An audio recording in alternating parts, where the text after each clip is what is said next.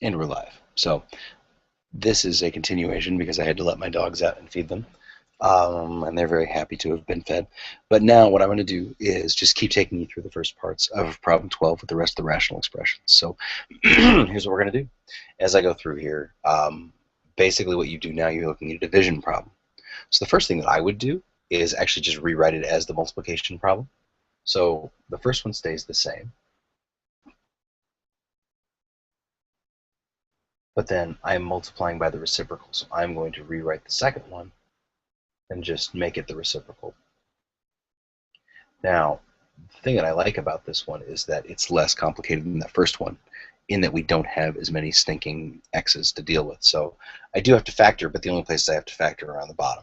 I shouldn't complain about that because I kind of dig it, but at the same time, it takes time, and these videos also take time. So I want to make sure that we get through as many things as we can. So here we go.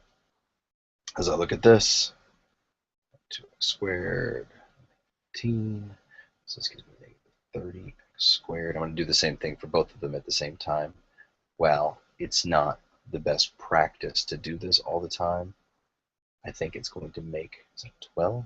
Yeah, it's 12, all right. The right way, 12 times 8 is 96.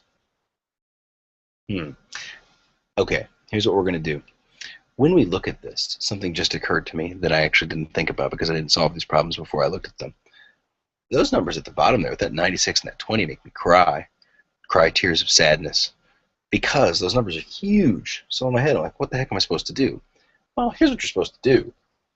You look here and say, well, they're big, but if you notice, all these are even numbers. So what I could feasibly do is factor out a 2 first, so that what I'm actually dealing with is going to be much smaller. So then I would have a 6x squared, a 10x, and a 4. But you know what else I notice? I could feasibly take out something even larger, because they also have another 2 that goes in. So I could have pulled out a 4 from the very beginning. And my friend, that is what I'm going to do so I can deal with numbers that don't make me cry. But the other thing you have to recognize is since you're going to be canceling things, you will probably see things top and bottom that will also factor out by numbers. So if I pull a 4 out, now I've got a 3x squared plus 5x minus 2. Oh, I'd much rather do that. That is much, much more manageable. So I'm going to rewrite my happiness here with the boxes and whatnot. But as I do that, I'm also going to glance in the numerator to see, do either of those have something where I could factor out numbers? Well, I got a 2x plus 4. That's a 2 times x plus 2.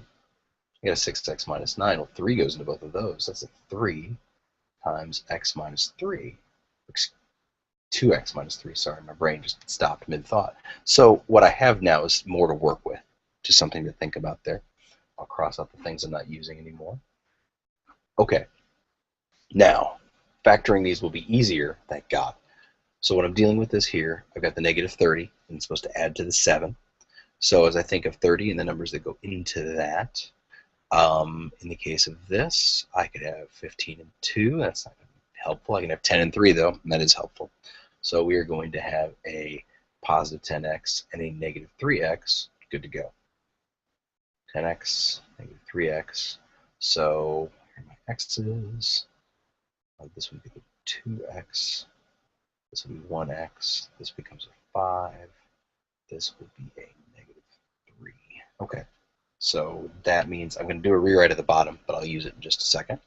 I'll do the same thing over here with my 3x squared. So this is now a 5x, and this will be a negative 6x. Much, much better. That is going to be a positive 6x and a negative 1x.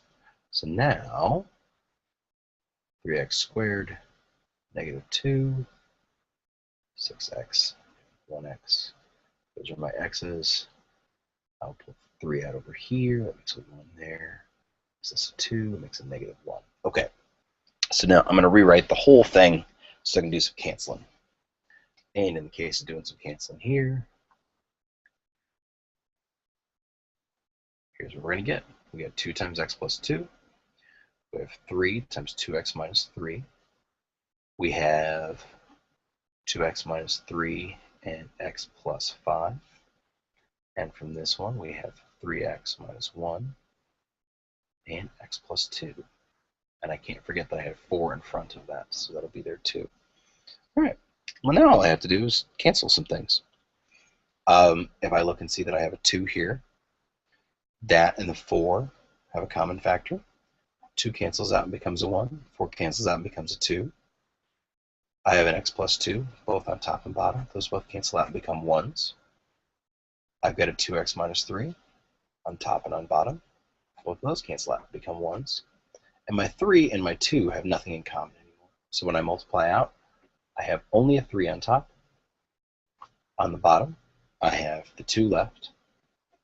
And then I have 2 factors, x plus 5 and 3x minus 1. So that's what we're going to do with those. The last one of these that I'm going to do is actually going to be a subtraction, so we can look at how we find a common denominator. So the one with the subtraction, I just use problem C. What you have to do with these is you have to factor and then see what needs to be done. So here's what we're going to do really quickly. 2x minus 2, they both have a 2 in common, so I'll factor that out. 2 times x minus 1. X squared minus 9. I'll put a little line through it. This is a double thing with a squared, and as I said before, when I think of that, I'm always trying to see if I can factor it. And if there's 2 terms, as long as they're both perfect squares, what we can do is a difference of squares, which allows us to write conjugates. These two would have to be x's. This would be a plus 3 and a minus 3, so that when you multiply this out, or if you were going to use FOIL, that would mean that the middle terms would cancel out because they're conjugates. So that would work. And now for these other ones, I've got to do the box and the square. That's fine too. Box and the x, I guess, is the way that you were calling it before. Squared 5, x squared negative 15. So this is 6x, this is 5x squared. 2x squared. Okay, so here, multiply to that, it's going to be a negative 3x and a negative. Nope, negative 5x, negative 1x. And in this case, it is going to be a negative 3x and a, excuse me, positive 3x and negative 5x. Because that will get us what we need. All right, cool. Negative 5x, negative 1x. X out for both of these, and I'm going to have a negative 5 there, and I'm going to have a negative 1 there. And here, if I'm going to have a 3x, negative 5x, x, positive 3, negative 5, solid as a rock. Okay, so I have everything I need. I'm going to do some rewrites. Subtraction, 2 things. 2 times x minus 1.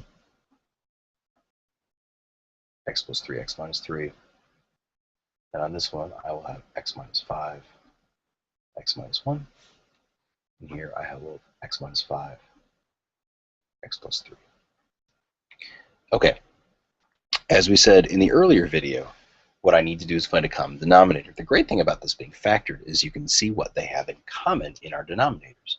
This one and this one both have an x minus 5. So what that means, just like it was in the other one, I need to find and put in there the thing that they don't have. Well, in the case of this one does not have an x plus 3, and this one does not have an x minus 1. So what I would normally do would be to introduce to this one the x plus 3 and to introduce this one to the x minus 1. But they helped you out here, because if you notice, this has a common factor, x minus 1. This has a common factor, x plus 3. I can, in fact, cancel these out before I do anything else. X minus 1 cancels, x minus 1 cancels, x plus 3 cancels, x plus 3 cancels. They're not all going to work this way, but it's nice that this one did. 2 over x minus 5 minus x minus 3 over x minus 5. Dude, look at that. We have a common denominator. So all I got to do now is the same thing I did before when I subtracted or added. Keep the denominator, x minus 5, and then I'm just doing the subtraction. 2 minus the quantity x minus 3. Now, this does present an issue. A lot of times people just drop the parentheses. Well, that's crap, and you should kill those people. Okay, this is being recorded, and my school district is seeing it. That was hyperbole. I don't think you should actually kill people. That's a terrible thing to say. It is the way my humor goes, dark, and I apologize to all from Urbana District 116, and we might as well just use Unit 4 as well to apologize to them for my terrible, terrible humor. When you see a negative and you're subtracting something that's got two terms, I have to distribute that negative to both things. Now, you do a good job of this, Will, so I'm not worried, but I do want to make sure that you remember to do it. So this will be 2 minus x plus 3, which when then I combine my terms, I'm going to get 5 minus x on the bottom over x minus 5. God, that just seems way too close to something that should cancel out. So here's something you can do. I'm going to line my stuff up. So now I'll have negative x plus 5, and on the bottom I have x minus 5. If they're that close, you've got to figure out a way to make something work. If I look on the top and the bottom, the only difference is their signs, which means if I was to factor out a negative 1 from that top one, we would make this to a positive x, we would make this into a negative 5. So if I do that, the part about this that would be very useful to me as a problem solver is that now, if you look at what I have something that is completely and totally cancelable. These will go away, and I am left only with the number negative 1. That is an intense problem with a lot of intensity going along with it, but it does give you all the things that you would need. So I'm going to sign off with those problems being finished.